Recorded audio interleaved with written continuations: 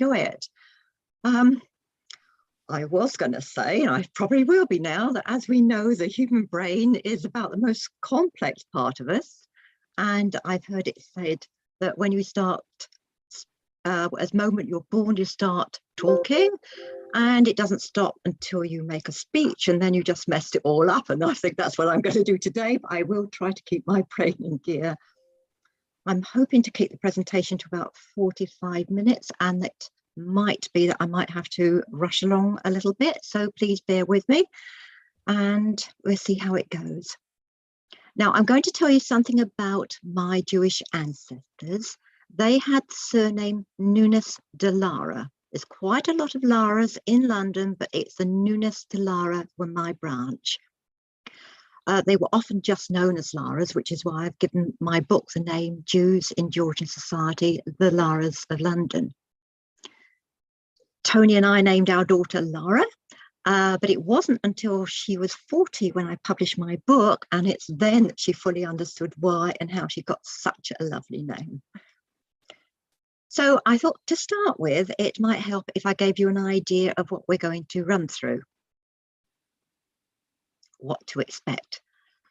First of all, as you can see, the family legend. This is the reason, the only reason why I got into family history in the first place. I really don't think I would have taken it up as a hobby had it not been for our family legend.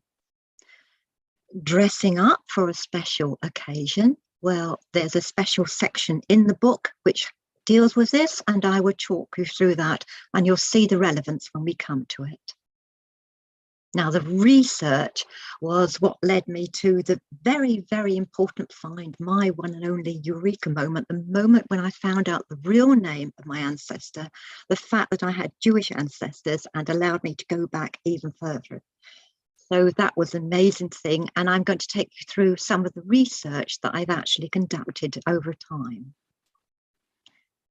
More than just a name, I know that as family historians, we do have to have names, and we do need to have dates, and they are so important. But for me, what I really want is the skin and bones on the person. I don't want just the names. I want to know the real story behind those people, to find out as much as I possibly can about them. The people who helped them, the people who hindered them, what life was like for those characters, what actually made them tick. Now, the main thing is about my ancestor, Abraham Nunes de Lara, and his son, Henry James Lara. But also in the book, I had a number of other ancestors, loads more in the second book. And from this first book, I've just extracted just a bit on Moses, Benjamin, and Esther, who were three of their cousins. Sources, well, they are just some of the places that I went to in order to be able to find my information. And although it's very unlikely that my family are your family, the sources and the way that we go about the research, where we go to, they're all going to be the same for all of us. So I just hope it might help you too. And finally, it's a roundup of everything. So first of all, this is the thing that went with the legend. It's a portraiture, and I've got it on the wall in my house. I've had it here all the time, and we've always known him as Enrico de Lara. He became affectionately known by that name as an Enrico, and it sounds Spanish and Italian. So along with the legend, this is what was so exciting when I was just a young girl and hearing about it all for the first time. The prospect about finding out about a foreign family. So my great-grandfather took this photograph from a cameo that he had inherited, which is why we're lucky enough to still have it in the family, because the cameo has gone completely, but he disseminated photographs throughout the whole of the family, and I think I've got the only one that's left. All the others seem to have disappeared as well. Now, oops. Sorry, I've got two mice here, and I'm sort of trying to cope with them both. Right, the family legend. The family legend told us all sorts of things. First of all, that my great-grandfather who told us about it, his great-grandfather was called Enrico de Lara. That was the name on the portraiture we've got. that he'd come from Andalusia, so he believed, and he had what was called a goodly estate. He had money. Everybody liked the sound of that. But he got on the wrong side of the law, and he came as a refugee to England. So said the legend. And there he said he married Miss Bell. Well, everybody likes to think that their parents and ancestors are married, whether or not they are, and adopted her surname and called it Delara Bell, so that together they were used. His son was called therefore Henry Lara Bell. And this Henry was very well educated. He knew a lot of languages and his writing was meant to be beautiful. However, his children were uneducated, which seemed rather a dichotomy there. But the lovely thing also was that Henrico's fortune, we were told, was in diamonds. Diamonds, yes, everybody loves diamonds. So I wanted to find out a little bit about that one particularly. Now, diamonds, the legend, the portraiture, they are all part of the inspiration to get me going. Everybody needs motivation, or else it's very, very difficult to keep going when you hit these brick walls. Unfortunately, in addition to this, I had my husband to help me, and I had a daughter called Lara, so I really had to find out what was going on here. So I want to share with you the story of how I found out, in order to hope that it will help you trace your families. I did look for a Jewish connection, even though I was told quite categorically that there was no Jewish connection. But I didn't really believe that, because my research had told me that it's quite likely that they would be Jewish because of their names. And I borrowed from Bevis Marks transcripts from the local library of their registers. I wanted to see if they belonged to the Sephardic Jew community. This was years ago, decades ago, in fact, and they took weeks to come through the interlibrary loan system, and the books were absolutely enormous at that time. Quite a lot of Laras in there, but not one was called Enrico or any name that was similar to it. But there was something in there that was very, very interesting to me in the burial records. This is what I read, and if you've got a copy of this register, you'll be able to see it in the front yourself. It's talking about the epitaph of Abigail Mendes Furtado. That was her English name. Abroad, she was known as Clara Enrique de Lara, and she married Gaspar Mendes Furtado. So her first name was changed, and obviously her last name to his when they came over here. Now, a lot of this was taken from the epitaph, but not all of it. It was just so fascinating to read it, because, and I said to my husband at the time, wouldn't it be lovely if our family had such interesting ancestors, so much going on? And what I didn't realize, that everybody mentioned here, all of them, they are all my ancestors. So what else is in it? It says that they were denounced by an Inquisition, that she escaped, that she was married in 1720, came over in 1730.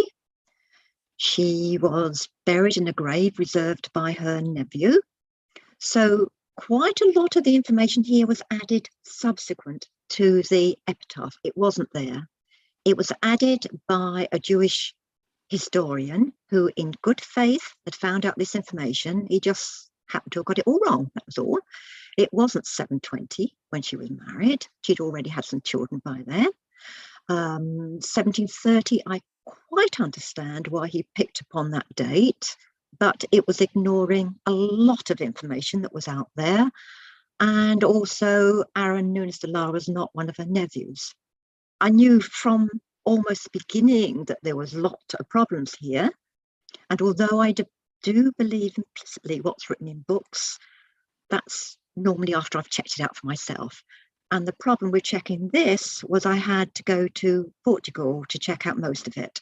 And that's what I did. And that's why I can tell you quite categorically that there's a lot there which is a bit like my family legend. You know, it's almost there, but it's going in the wrong direction in a certain way. back to my Enrico then, as I still knew him as. I wanted to know his real name because it just couldn't be Enrico. It just sounds too anglicised. His son was called Henry. Maybe that's why they thought to call him that, I assumed. But I wondered why he sat for a cameo, because he's looking very, very smart there in all his clothing. He's got a wig. He's looking very happy. Nice looking guy, just like in the family, I suppose. But we've got to find a little bit more about him through the picture, because that's the main thing that I had to start with. So we're going to start looking at his face and his wig and his outfit. First of all, the face. Not only does he look happy, he actually looks rather chubby, a lot chubbier than me. He's actually borderline fat, I think. So he was definitely well fed for the day.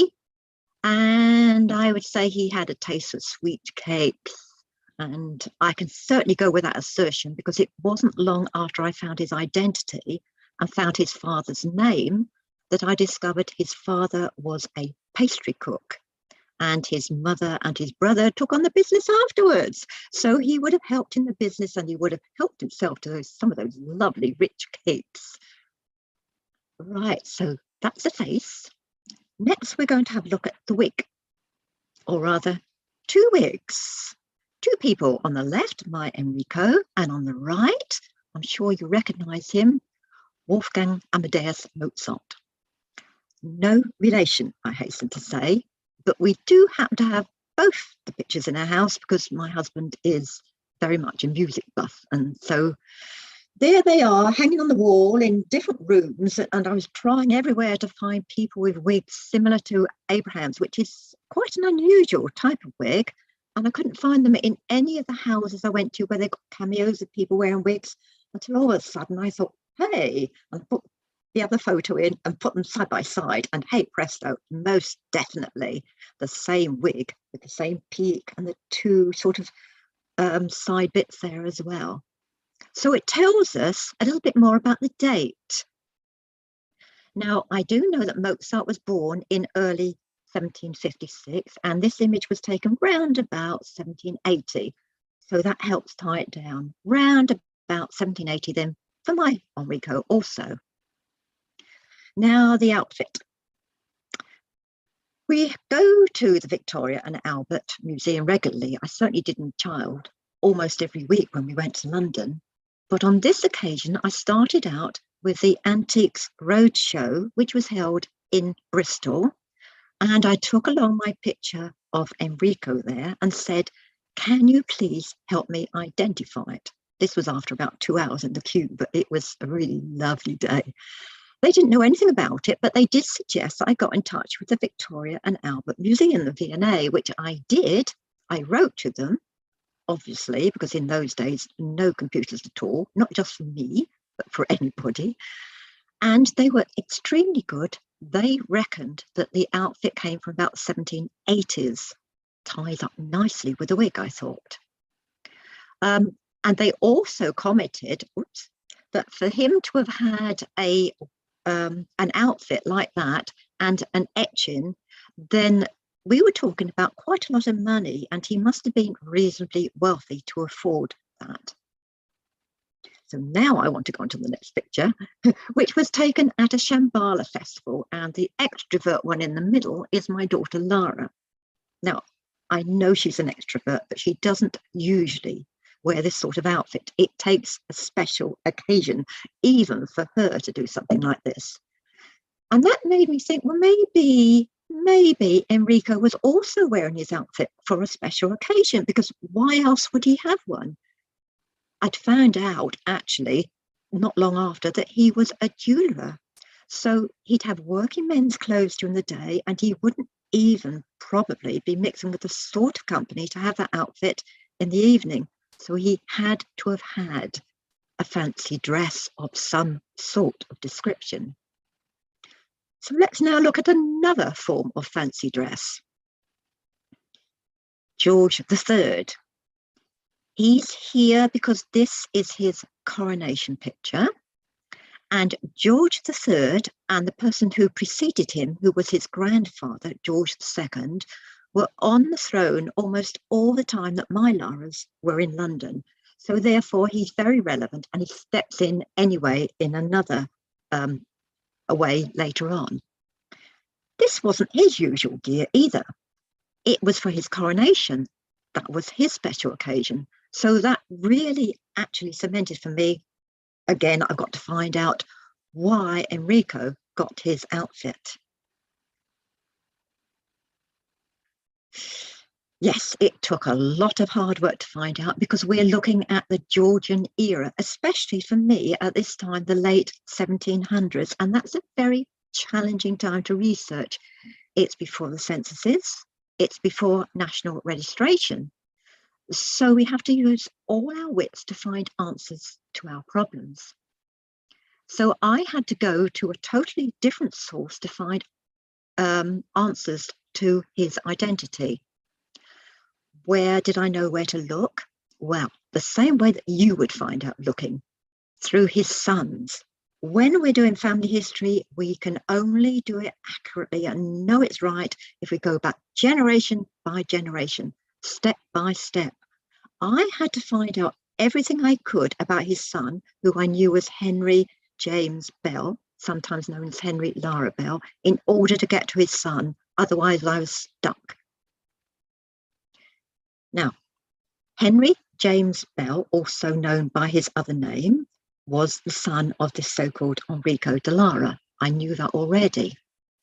I knew that Henry James Bell was the name that he always used for his children's baptisms, for his own marriage. It was used for his burial, and for all the children thereafter. It was used whenever it was required for official information. But I also found him over the years in many different guises. I found him as Henry Lara for his wages as a night watchman of all people, and that was at the Hackney Archives. At the Old Bailey, he gave lots of witness reports, Henry Lara. At the Corporation of London, when I went there, I found his younger son, who had been killed, and he had to go there as part of the coroner's report and the inquest. And there he was called Henry Lara, and his younger son was called Alfred Lara. There was a settlement certificate for his daughter Eliza at the LMA, the London Metropolitan Archives. Initially, he was referred to as Henry Lara, and later on as Henry Bell, clearly linking the two people. So he just coexisted with the two names. I also came across him as Henry Lara in the Gazette, because that's the best paper that you want to look at if you're looking for anybody in business. Now, I didn't know he was in business, working for himself at the time. It was just we were looking for other people. So obviously I looked for him as well. And it was quite a surprise to find him there. And he was there because he was being sent to White Cross Prison for debt. So there's a whole series of these gazettes now, which are online. I was very, very lucky. I went to the Gloucester Archives, and they have a huge room, and the whole of one side was taken up of these books. They're no longer now there. They're down in their dungeons somewhere, and they're online. But I like to see things in practice and to handle things. So I knew if I needed to find his father, I'd thought it before, but this confirmed it. It's not Henry James Bell, it's Henry James Lara is the one who's going to open the door. So I was now looking for Henry James Lara in association with somebody who might be his father. And again, it was because we happened to go to the British Library a lot that I found him, but I found him at home because the British Library had just indexed some of their manuscript material. And I found him as a mention of H.J. Lara, which sounded absolutely perfect as a letter being written, because I knew that he was meant to be able to write well, except for the fact that it was written to a member of the nobility of all people. So could it be perfect? Was it? Oh yes, it was. And it was this letter that gave me the true name of his father.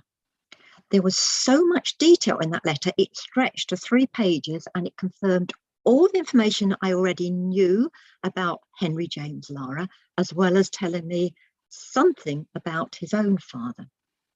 So it was shortly after that that I decided that I needed to write a book about him, because it meant then a copy would be deposited at the British Library, and it was the British Library that had provided me the answer, and therefore it's my way of paying it back and making sure that I'm there with my Abraham in the same building. Now, when Henry James Lara wrote this letter, it was 1819. It was a time when he desperately needed a job. He needed one which was regular, reasonably well paid, suited to somebody himself who was well educated. Now, how do you look for a job? They didn't have agencies at that time. Often it's a case of who you know, but he didn't have the Jewish community to back him up on that. He didn't have family or personal recommendations, no network at all.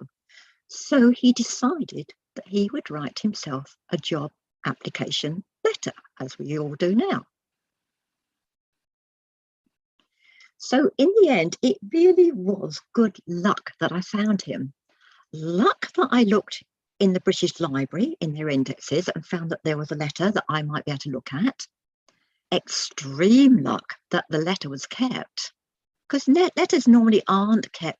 People get a letter, they read it, they may love it, they might keep it for a while, but usually we destroy a letter shortly after we've replied to it. And this one wasn't destroyed. Why not? And what huge luck that it was kept, not only kept, but actually pasted inside a very large, beautiful leather-bound book. And it was made specially for incoming mail. It was still in pristine condition, almost as if he'd just written it yesterday. And it was passed to the British Library, so it was traceable. That was my luck. Now, who do you reckon he sent it to? Well, the reason that I felt that it might not be him or wondered was because he wrote to a very prestigious person, the Earl of Liverpool. Now, he was an earl, but I'd never heard of him before, but I had heard of his title and his real name. He was Robert Jenkinson, and he was the Prime Minister of England. Again, wonderful luck, Henry wrote to his private address. If he'd written to him as Prime Minister, the letter would have gone to the Treasury. It would be at the TNA somewhere, buried, impossible to find. So now the letter. Now, I don't know if you can all see it because it's fairly small print, so I will just read out this little bit as I can see it here. Dated the 25th of October 1819, my Lord, I would earnestly beg your lordship's permission to trespass on a few moments of your time, to humbly entreat that your lordship will be pleased to inspect my humble memorial. That's just a fancy name for a letter. My name is Henry James Lara, son to the late, wait for it, Abraham Lara, who did in the year 1784 present a scheme to defray the national disbursements into the hands of the Right Honourable William Pitt, which consisted of 50 or 60 different taxes. Wow, eureka moment. Very, very quiet environment, but very much like an apple falling on my head. Yes, it was wonderful. Now I know that Henry Kerr was called Abraham, really. Now I also know that he'd been in touch with William Pitt, the Prime Minister of a previous generation, about taxes, and it was in 1784, right bang in the 1780s, when I was expecting and hoping this would be. And he was trying to reduce what he called the national disbursements and what we call the national debt. So there we were, a letter of mine from one of my ancestors in British Library. Great. So next, I had to find out about the basic information about Abraham returning to Bevis Marks for the registers, buying a whole set because I just kept using them so much at the LMA, and we got fed up with going backwards and forwards on long trips to London, and it was so much nicer. And they are the most well-used books in my bookcase, I think. They're so tatty now. Amazing books. I'd recommend you get them if you think that you have a lot of ancestors at Bevis Marks, because you'll be surprised how many people they lead you on to apart from your own immediate family. Now, I found one straight away, an Abraham straight away in the books, but he wasn't the right Abraham. He was the son of Aaron, the one who was mismentioned in the legend. But this Abraham was married and he didn't have any children, so he couldn't be mine. My Abraham was only found in the burial registers, and he was listed as Abraham, son of Daniel Nunes de Lara. There was only one Daniel there, Daniel Nunes de Lara, and he married Rachel. So I was able to find the marriage very, very quickly. I was able to find his brothers and sisters whose births were all mentioned there, and the circumcision of his younger brother. And then I found more and more and more entries of the wider family. So I also knew as well that they were linked to the Mendes Furtado family, and that also helped me a great deal. So it was wonderful to have that help for me. But next, my step was to go to find out more about this national debt, because that was underpinning what Abraham had said that he was doing for the taxes. To find out more about the national debt, which was mentioned in the letter, I need to take you back a number of years, back to July 1759. At that stage, the Prime Minister was William Pitt the Elder. He commissioned 12 ships, including this one you see here, which is the Victory, the flagship, the largest warship in the world. Now, the fleet that he commissioned played a huge part in defeating the Spanish and the French during the Napoleonic Wars. The year after it was commissioned, Horatio Nelson was born, and he, of course, was the Nelson who was become Admiral of the fleet, and this Victory was his flagship. The trouble was, the cost of the fleet was a huge commitment to the government, and the national debt soared. And someone, somehow, had to address it. And this didn't happen for years until his son, William Pitt the Younger, took office. Here he is, William Pitt the Younger. So my book touches on famous society people because the Laras made contact with them. Their life impinged upon them. Their life was actually living history. There is so much history in the book that I hadn't known before, and I discovered in order to try to find out what was happening to my family. William Pitt desperately tried to balance the books, pay off the expensive debts from the Napoleonic Wars and, of course, from the American Wars also, and pay for the warships that his father had commissioned all those years ago. But the trouble is, to pay off the debts, he needed to have plans, and those plans could not be enacted because he did not have a mandate. He was a little bit like Theresa May and Boris when they took over from David Cameron in turn. Okay, they were technically prime ministers, but they couldn't get things through because they weren't elected. So William Pitt knew he had to be elected. And then it was the king, it was King George III, who was the one who dissolved Parliament and allowed for an election to take place. And this election took place in April 1784, about a month or two after he dissolved Parliament. So I know that William Pitt the Younger could only start enacting his policies from May 1784, because then it was official and he could bring those policies in. So he started to streamline the departments dealing with tax so that it became more efficient, and he introduced this new tax. And one of the first tax that he brought in was the hair powder tax. Now, this tax hit the wealthiest people because they were the ones with the wigs. They had to buy hair powder to take care of their wigs. And the introduction of this tax meant that they had to pay an annual certificate to continue to buy that powder. Now, many people stopped wearing wigs as a result. I would imagine Abraham was one of them. But those who continued to do so had to pay £1 and 1 shilling a year. Old money, we're talking about a guinea, which is why we've got our lovely guinea pig here. They became known as guinea pigs. And as I say, I'm sure that Abraham didn't wear his wig for very long at all once that started. Now, people don't like taxes, when have they ever? But that particular tax wasn't the only one hated by the people, because it was just one of the ones that Pitt started with, and he just carried on and on and on. So Pitt was often lampooned about his taxation plans, as you can see from this cartoon here. However, on the other side, lots of people wrote in with taxation ideas.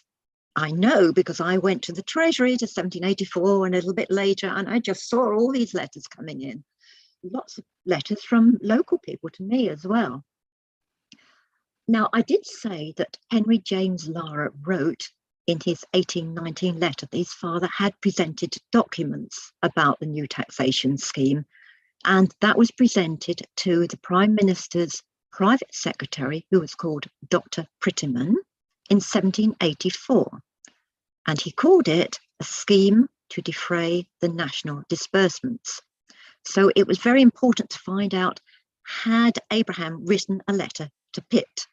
So again, for this, I had to go to the National Archives. I suspect most, if not all of you, are familiar with this picture, if not the place. I took this photo during the Icelandic volcanic eruption because there were no aircraft overhead, and it was just eerily quiet there. It was quite strange visiting the place when it was just like that. But I went on this occasion to try to find the 1784 scheme. I knew that all the letters on this subject would have gone to the Treasury. And as you would expect, the Treasury are absolutely meticulous with everything, especially taking great care on their letters. Now, the Treasury Department's information is labelled as T for Treasury. They classified letters coming in and letters going out. In were T1, and when they replied to the letters, a précis of the letter going out was stored as T2 in an index. So it's easiest to start with T2 in the index, but there was nothing in the index under T2. So it would have been pointless me spending ages looking in the T1 paperwork. It just seemed to confirm that Abraham did not send a letter in. However, I was fortunate enough that in this first letter, Henry James mentioned something else as well. He said that his father, Abraham, had also written in to Pitt in 1812, trying to get some payment for this, and he gave the exact date. Now, the TNA have a free checking service, which I would highly recommend. I asked them to look for it. Unfortunately, on this occasion, they could find nothing, but it wasn't their fault. It was because Henry had got the year 1812 right, but got the month wrong, and that's why they didn't find it. So when I went in myself to try and find it, knowing it had to be there, that's when it was discovered. So I found in the letter that Abraham referred to the scheme and he asked for payment. And what he said was he didn't write in, he had got a recommendation, and they went directly through Pitt to his secretary, the Reverend Prettyman. And that's why there was no letter at all. Abraham also explained how this happened. He said that his cousin, we didn't call him his cousin, he called him his best friend, but his best friend cousin, he was 20 years older than Abraham, so maybe that's why he called him by that title. Isaac Mendes Furtado was a moneylender, and as a moneylender, he lent a great deal of money to the nobility and members of the government because they had to go to the Jews if they were short of funds. Many of them are. One of these was Earl Camden. He was an experienced politician. He was also a member of Pitt's cabinet. And he was persuaded by Isaac Mendes Furtado to broach it with William Pitt. And after he did so, Pitt was sufficiently impressed to make arrangements for them to see his private secretary, the Reverend Dr. Prettyman, at Downing Street. According to both Abraham and to Isaac, they had 5 or 6 meetings at Downing Street, quite a lot. So you can see it was actually taken pretty seriously.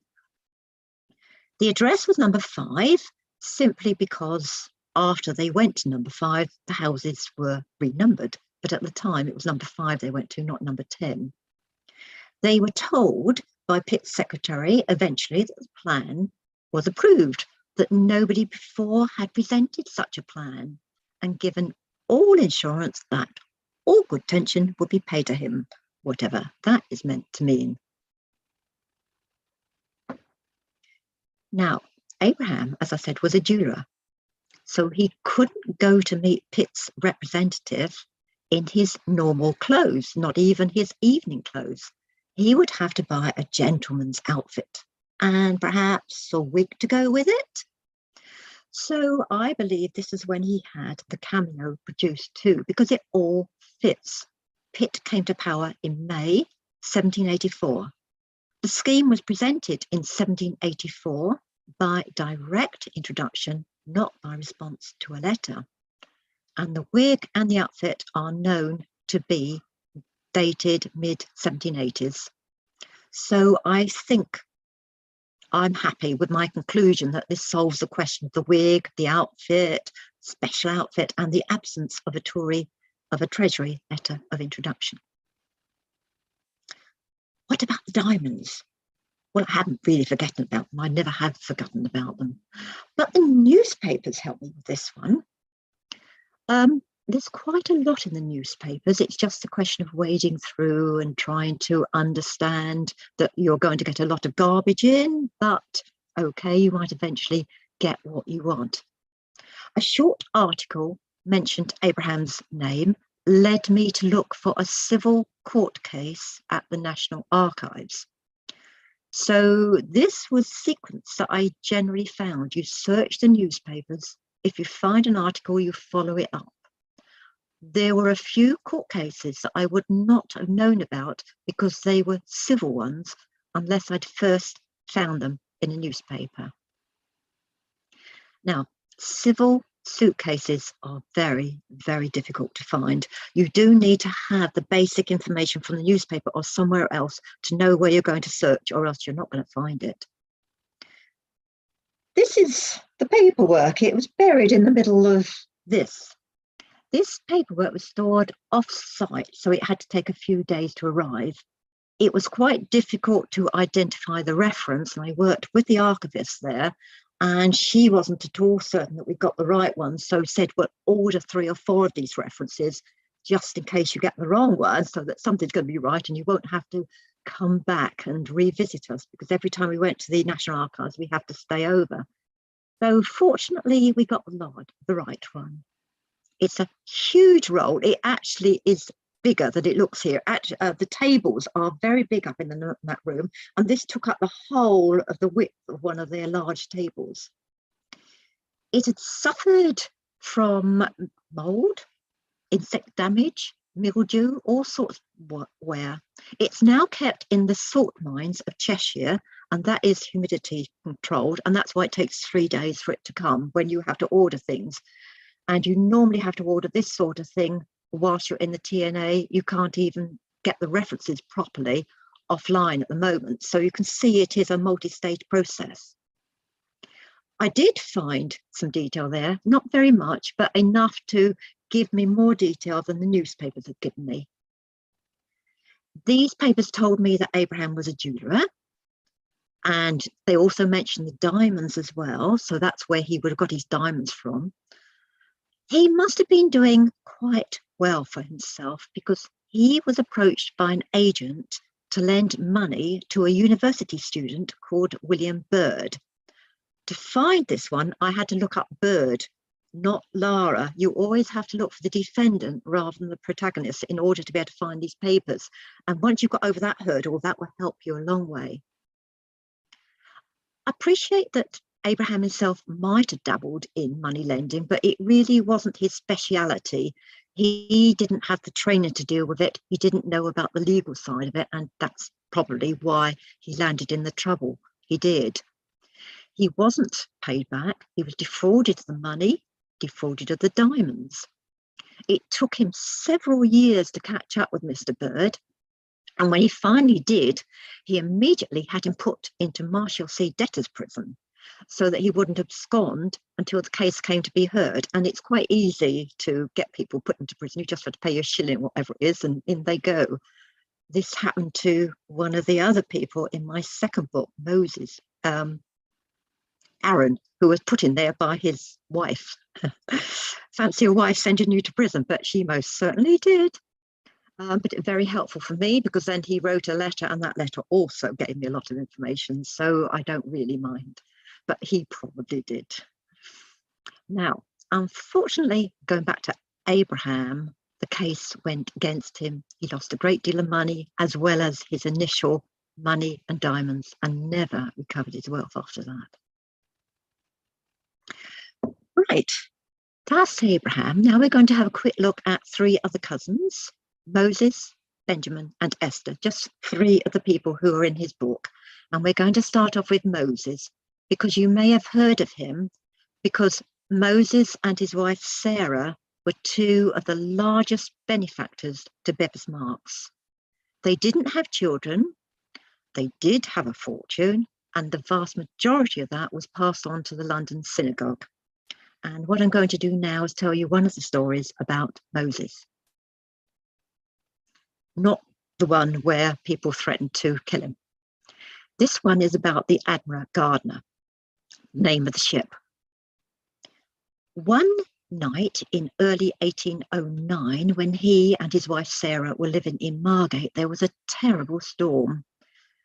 And three of the ships which belonged to the East India Company were lost, and they were swept onto the Goodwin Sands, which is why they went down. Most of the crew were saved. Much of the cargo was saved from two ships. Moses himself had the biggest auctioneering business in Margate, and he was also the British consul there.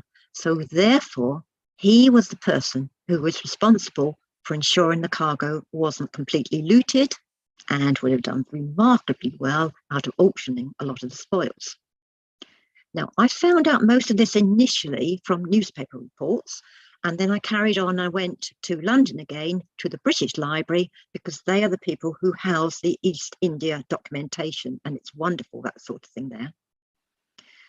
The third ship that went down was the most important ship, and that was this one, the Admiral Gardner. It was the most important ship because it was the treasure ship, and the cargo wasn't recovered. It had 46 tons of copper coins on board, stored in barrels. They'd been minted at the end of 1808, which was just a few months before the wreck. And the wreck wasn't excavated until 1985, and a lot of the coins were recovered. At that point, the cargo was valued as, or I think originally actually, the cargo was valued at being £21,579, which I think was probably by about 1895 or later, maybe £1 million, if we're being conservative. I'm now the owner of one because my daughter Lara got me one as a Christmas stocking present one year. So she read about it, in fact. So it's lovely to have that. Now, Moses had a brother called Benjamin.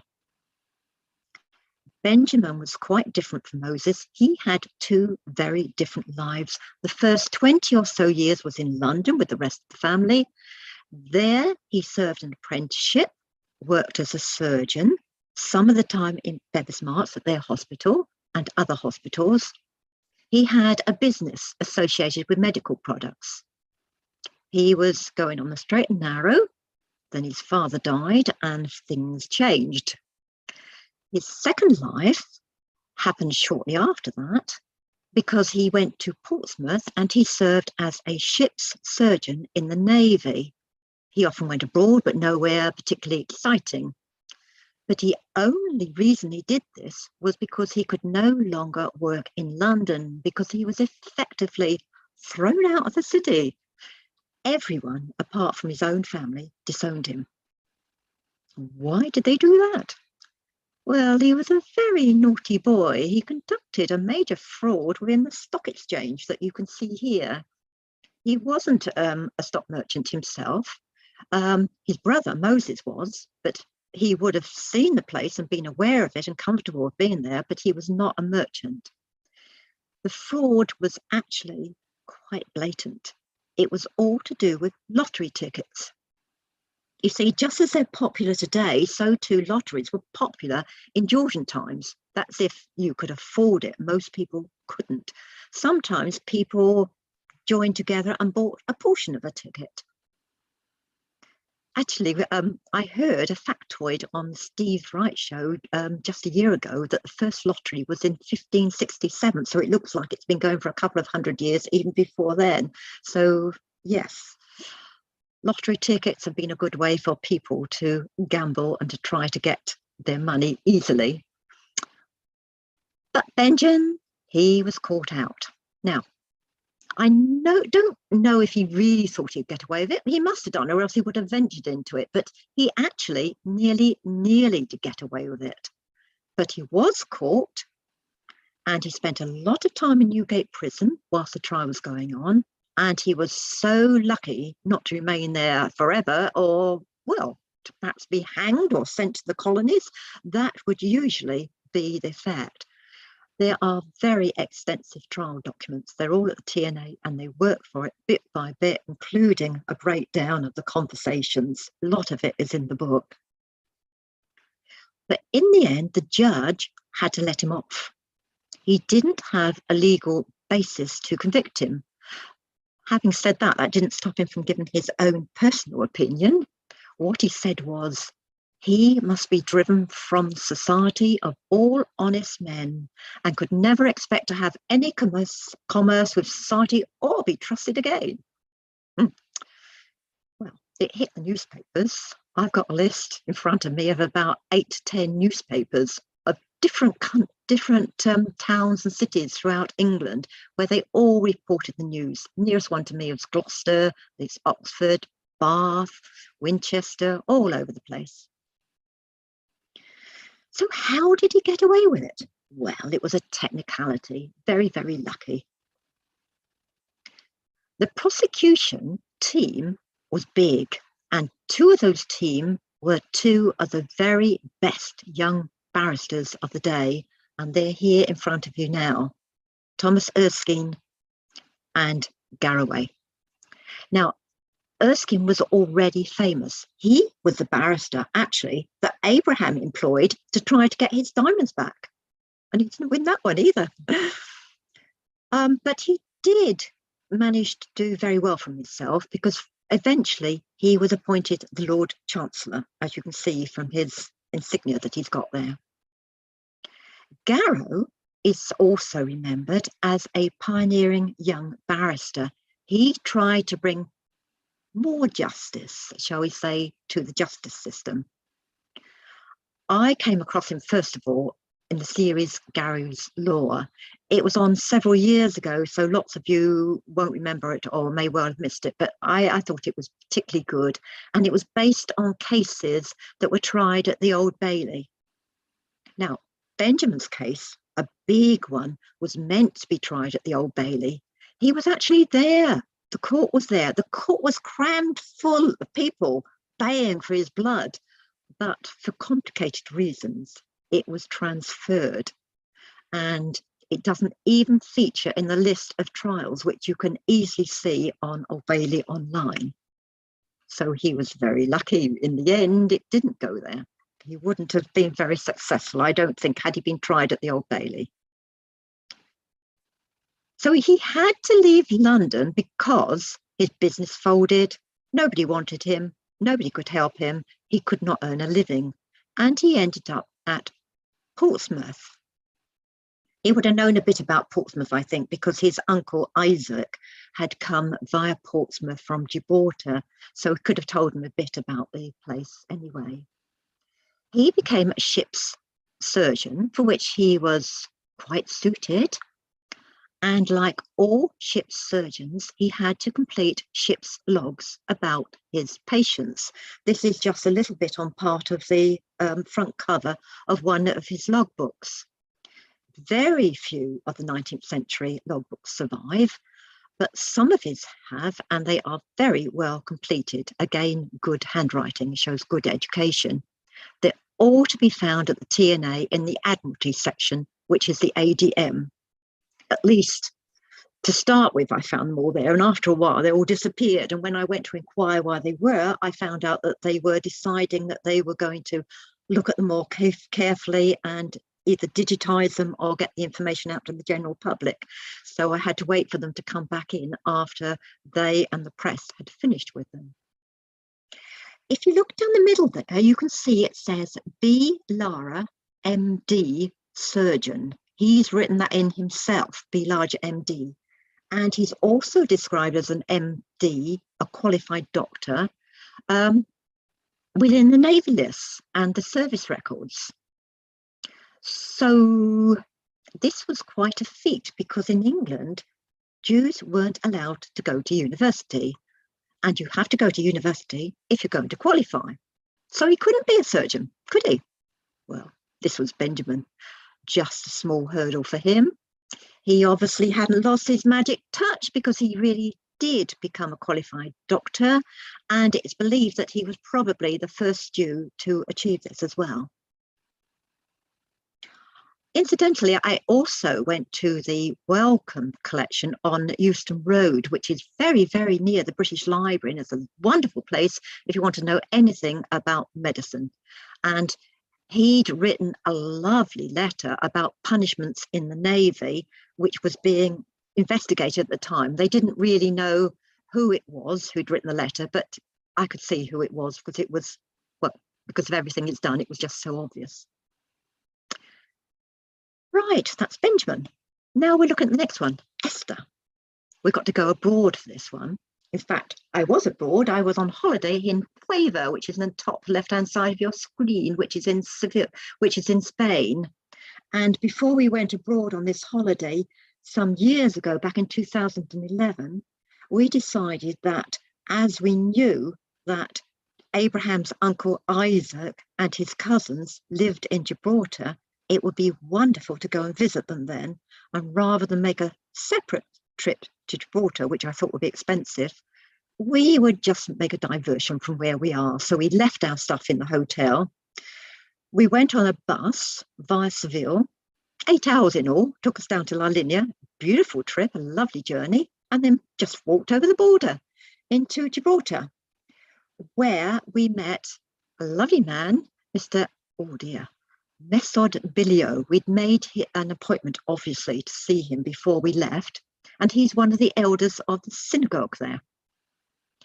He invited us round to his office, and on the wall of his office was the will of one of his ancestors, and would you believe it, Isaac Lara was one of the witnesses, so I recognised his signature as well. So he actually knew quite a bit about the Laras before we went there, because the first time I spoke to him and he asked who I was looking for, and I thought, well, nobody over here wants you to ask that because you're going to ramble on and they don't want to hear the answer. But I said, well, it's one of the Laras. So he said, oh, there aren't any Laras in Gibraltar anymore. I thought, well, how do you know that? That's how we do that. He said that he knew about Isaac because of the will, but he knew about him mainly because of his daughter, Esther. Esther Lara was known because she married Aaron Cardozo, a very, very famous man in Gibraltar. And Mr. Bellio took us on a private visit to the Great Synagogue in Engineer Lane. This is modelled on Bevis Marks. It had the identical interior along with the candelabras. It's all on a smaller scale. It's just like walking back into Bevis Marks. It was beautiful. And as you would expect, it was built by somebody who had been a member of the congregation of Bevis Marks before he'd emigrated over there. And I wanted to find out something more about Esther. So although he knew a bit about Aaron, he didn't know any more about Esther. So we just went to the local bookshop and found a book about Cardoso. And in there, it was mentioned that Esther Lara was his wife.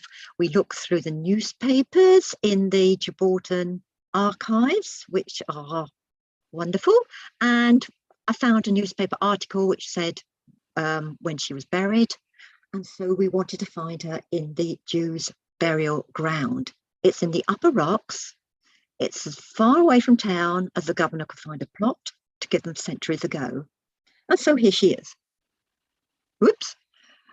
Alongside the Barbary apes that you're going to find there, the current residents. She was there a little way before them, I think. Or maybe at the same time. Maybe they were all still there at the time.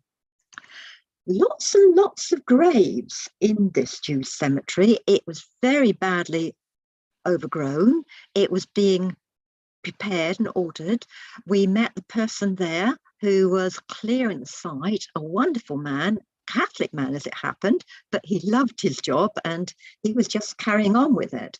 And we'd asked him if he knew where this gravestone was, and he said, oh yes, it's over there, pointing into the distance amongst the shrubbery and all the big height. And we thought, how are we going to see it? Well, we couldn't miss it. The reason we couldn't miss it was really because of her husband. He was so wealthy, such an important man in Gibraltar, that when he insisted on something, it looks like he got it. He wanted a very special gravestone for her, one which is quite different from normal flat ones that you expect to see in a Sephardic graveyard. And I've had that transcribed for me. I haven't got the words in front of me at the moment, but it's there in the book. Now, her husband then, Aaron Cardoso. There we are. This is the name of the, it's from Aaron Cardoso, Life and Letters by Tito Benedy. That's where I found some of the information from to start with. Both Esther and her husband helped a lot of people with their money. She gave it to the poor of the people of Gibraltar. He gave it to other people. And in particular, he gave it to his friend. His friend was a person who we've come across before, Horatio Nelson. Nelson visited him every time he went to the Mediterranean because he had to go past Gibraltar, and he came in to see Aaron, and Aaron helped him and gave him some money to assist him in some of his work. The trouble was, Nelson had this wonderful flagship, he had this wonderful fleet, but what he didn't have was enough money to pay his crew, to give them wages, give them food, to get the ships repaired. And so he had to go cap in hand and try to raise money. And one of the people who helped him with this was Aaron Cardoso. On the last occasion he went to ask him, he needed a great deal of money because he knew that Napoleon was somewhere in the Med and he wasn't quite sure where. So a huge donation from Aaron allowed Nelson to set sail. He found there he was encamped in Egypt, and he defeated Napoleon at the Battle of the Nile.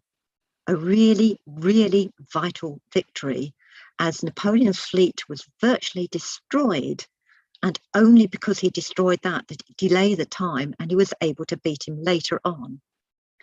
So as a small gesture of Aaron's importance in helping Nelson, he was given this medallion by Nelson's executive after the Battle of Trafalgar a few years later, when he was able to defeat him. This here is very, very close to the government offices and where the archives are. right in the centre of town and totally different from any other building that you'll see there. It is now the town hall. It was Cardoso's and Esther's mansion. It was built specifically as their home so that they can entertain people, provide hospitality to all the very influential people who had to come to Gibraltar on business. They had virtually no choice because Gibraltar was then the gateway to the Mediterranean, and it was a preferred place for the British government. It cost well over £1 million, a lot of money to get. I'm not sure how my time's going. I haven't been looking at the clock. Let me have a quick look. Oh, I'm running quite late. First of all, now a recap of some of the sources I use, most of which I've mentioned today. Chancery papers, which you've seen the map and document room of the National Archives. Treasury for letters in, letters out, but you have to have a very, very good lead or else you don't want to waste your time to do that. Denisation lists for everybody coming abroad. There are documentations about this everywhere. You'll be able to find those easy enough. The wills, not just the choir copies, you have to see the originals, and I'll come back to this one in just a bit. Civil court cases are held at the Westminster Hall. This is where Abraham had to go. Westminster Hall is that beautiful, huge, it's like a dungeon really, at the bottom of the Houses of Parliament. It's the bit that wasn't destroyed. It's not part of the new build, which is what you see at the moment there. And that's where Abraham had to go for his course.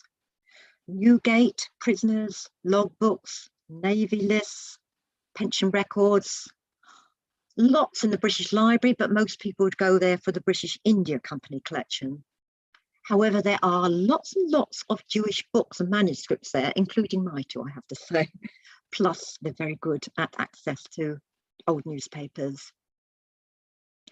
Newspapers such as the Times, the Gazette, Gentleman's Magazine, very, very good for people who've got a lot of money who want to put the information in there.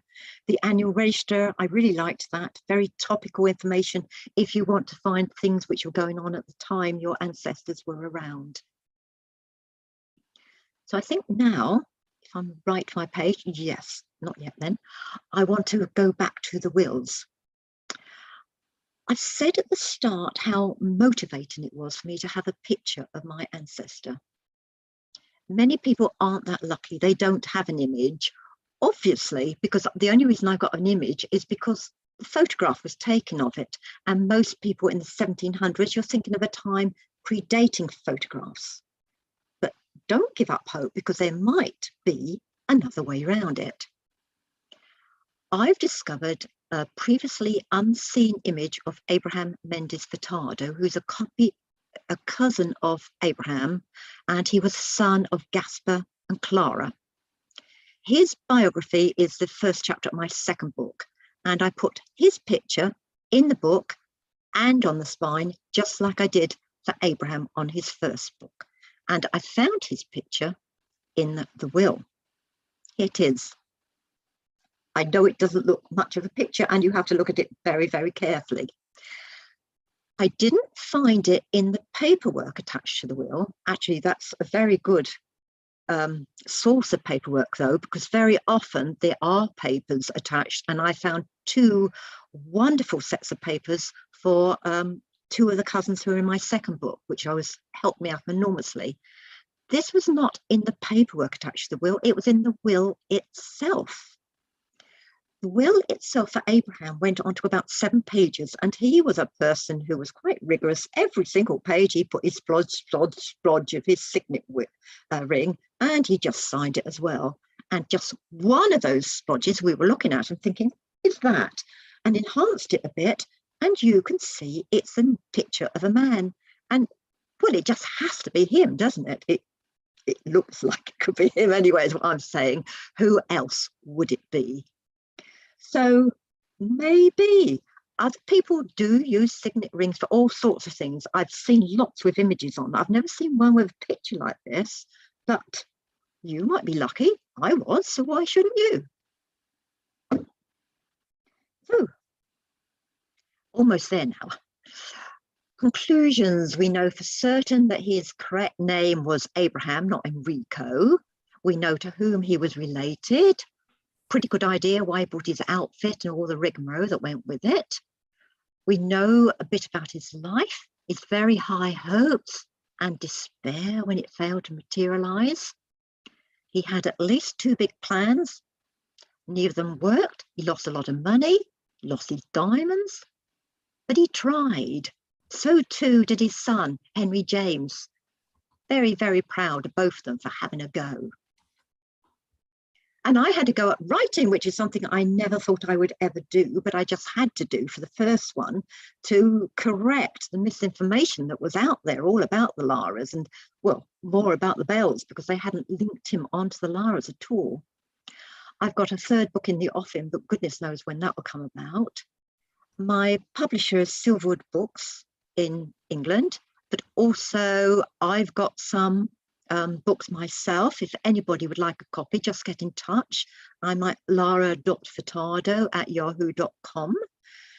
The 2nd book is more expensive than the first because it's, well, I've got the 2 here and you probably can't see it, but if I put them side by side, you see one's bigger than the other and it's also considerably fatter than the other. So the first book is all about my Abraham and just a few of their cousins. The 2nd book is everybody else, including the Mendes Furtado family, often well known because of their associations with the Disraelis. Right, that's it. I hope I've stimulated you into finding some different sources to research. As for me, I have found out that however impossible the task appears, perseverance works wonders. If you have any questions, please, I think probably if there's any time left, this is the time to share them. Thank you very much. That was excellent, and I can recommend your book to everybody. I have got the 1st book. I have the 2nd one on Yes. order. And I think it's worth sorry, saying I do have to interrupt and really apologise. I've taken so long. I hadn't properly timed the speech. It's been a while since I really looked at it carefully. I'm sorry. No, thank you all for staying. It was excellent, and I was going to say that, you know, a lot of us in this group spend a lot of time researching, and you've really done outstanding work, and indeed you've been looking in sources that I think many of us didn't know about, and very specifically, can I just ask you about the civil cases? I mean, are there any indices, or you were saying that you found them through newspapers? Is that the only way? That was the only reason I knew that there had been such a case. I didn't know anything about this. I would have not known anything about the diamonds at all had I not come across this article in the newspapers. There would have been no reason to look for a civil court case at all. So you do have to have a lead in. And that gave me the year of the court case. And I also got in touch with somebody at the TNA.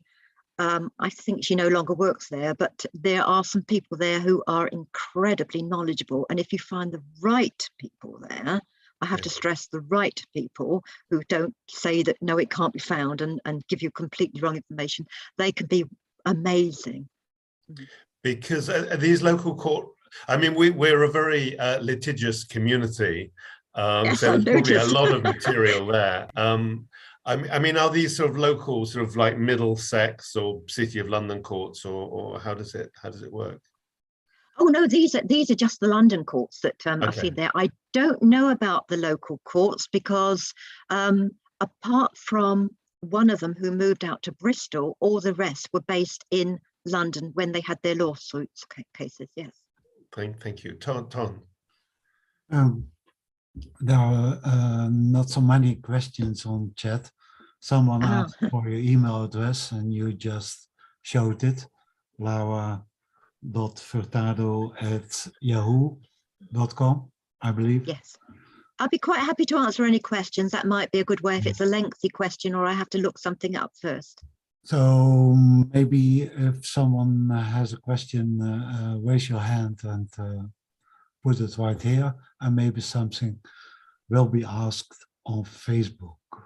Actually, on Facebook, there's a number of comments just saying thank you for the talk, including Eliza de Sola Mendez. So hi, and best wishes to your son, who I met at Bevis Marks some years ago. Can I ask you about the inquest reports, which, to be honest, is something I hadn't really thought of looking before, because again, how did you know if people are going to be in inquests? Is this again through newspaper reports? Because it's quite common for people to die younger. Yes. Yes. Yeah. No, it's nothing to do about that at all. It helped me because I had been in a previous life a registrar, so I knew the procedures, and I know that if anything goes to a coroner's court, it is the coroner himself who handles the paperwork. The family don't come in to register a death. So what happened was I'd found in the GRO indexes, this is a long time ago, it really is. I found in the indexes the I started off with a burial. I found a burial at St Leonard's Shoreditch for an Alfred Lara. And so I looked up in the GRO indexes and I found him there. But what I found there was it wasn't the local area to St Leonard's Shoreditch, it was somewhere totally different. So why would he die in one area and be buried somewhere else? So I knew that there was something strange going on, so I got the death certificate for him, something I wouldn't always get because he was only a young boy.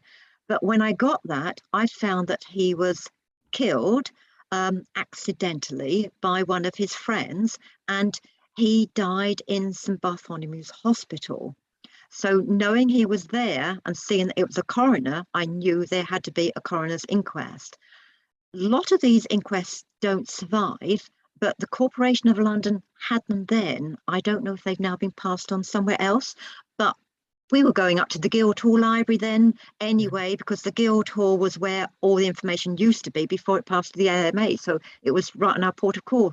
So we went in and they looked for us because they were busy and they said it wasn't there. So I said, it's got to be there. So I had a look and they were looking under LARD because it had been misindexed, but they allowed me eventually to look myself, found it and found wonderful documentation. So I was lucky it was there. There are a lot of inquests which haven't been kept. But if you have a discrepancy between a burial and a registration, then that may well be the reason why. You do need to get that death certificate though. At least I did, in order to take me there. Thank you. Question from me. Have you been able to find your ancestors in Portugal? And if you did, how did you do that? Well, again, I have been more fortunate than most people would, because although I did point out that there are some dates and details wrong in the information on the burial index of the registers for Bevis Marks, at the same time they did say that the Laras came over with the Mendes Furtados. So to do that, I was quickly able to make the link, and I knew that they had had inquisitions. I also knew that her name was Clara Enrique de Lara, and I knew her husband was called Gaspar Mendes Furtado. So straight away I got their inquisitions. Having got their inquisitions, that took me on bit by bit to others, which took years and years because I had to learn quite a bit of Portuguese in order to be able to do this. So my last book is all about Portugal and to a lesser extent Spain, because it will be how I trace the family back, and I'm hoping to give some guidance to others on a step-by-step basis, because you have to take it very slowly and carefully if you're going to do it. And why shouldn't you do it? If I can do it, anybody can do it. I could show you. I can't do languages. So you So, can yes. come back for a second talk. It'd be a long time ahead, I think. I'm more interested in the research. That's my problem. I keep getting diverted and trying to find more and more people and think, oh, I'll put off the writing for another day. And the days are getting fewer and fewer. Mhm. Okay, Ali, you have a question. Yes. First of all, Pearl, thank you very much. Can you hear me? Yes. Yes, I can. Okay, I great. can see you as Yeah. well. Hi. Yeah, hi. Thanks very much. Very entertaining, detailed, lovely, fascinating talk. And Thank you. I love your enthusiasm. So what I wanted to know is you say that the only record of Abraham in the Bevis Marks records was in the burial records. Why is Yes. that? Do we know where he was circumcised? Was he born in Portugal? No, Maybe no. I missed this. So No, yeah. you didn't. You didn't at all. It was simply that the legend said that he came over from Spain. Incorrect. They came from Portugal. It was his uncle that they had a lot of information from, who came from Spanish area. He was one of the first generation born there. He was one of 4 children. The other son, did get circumcised. Virtually all the cousins, the male cousins, obviously got circumcised, but there are a number of books which are missing. He has to be in a book which is missing. He didn't get married. He couldn't, because he really was a Jew. He did not want to get married outside the Jewish faith. And I found that for 2 others, they were both able to get married, free to get married. One had been divorced. I found out he had a get, so he could have got divorced, could have got remarried. The other one was never married in the first place, but their partners, the people they wanted to be with, were not Jewesses, and so they couldn't take that step.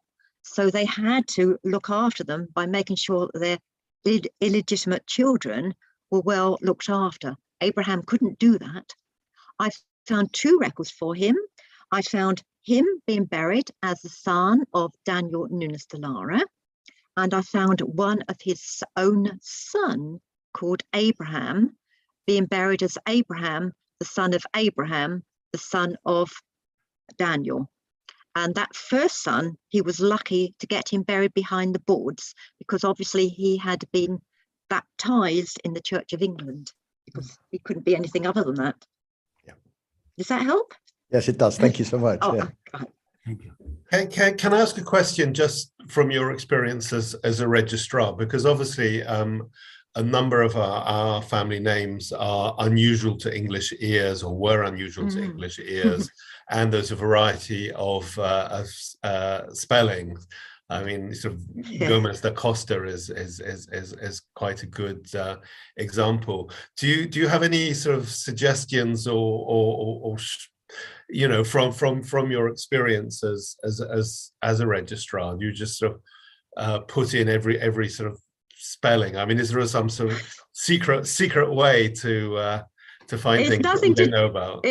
Right, no secret way. It's nothing whatsoever to be with a registrar, because with a registrar you just have to be absolutely meticulous to make sure that people are spelling things the way that they want to be spelt. It's simply good practice for genealogy, because if you think it's difficult for you, it's just as hard for the Church of England, when so many people were illiterate for so long and the priests weren't much better, and the names vary enormously. You'd know yourself, if you go back through the censuses, you have to try all sorts of variations. You just keep trying it and think, right, if it sounds like this, could it be this, could be that? You just find other members of the family who've got unusual names and try to go back through them. It's harder in Portugal and Spain because they all have different names. Even like for Clara Enrique de Lara, her brother was called, now then, let me see, Bernardo Pimentel. For Gaspar, he was a member Mendes Furtado, and 2 of his brothers were. The others all had totally different names. You wouldn't think they were brothers. So we all meet that. We just have to handle it. Yeah, for one lady in my family, we have 10 different versions of her names and spellings. So it's wow. quite, see, for one person, wow. Obviously, you have that experience as a registrar. I just wonder if there's any sources that you find yourself sort of naturally going to that sort of most genealogists don't really think about. Do you mean for Jewish records, or do you mean for ordinary CV? For any sort of records in England?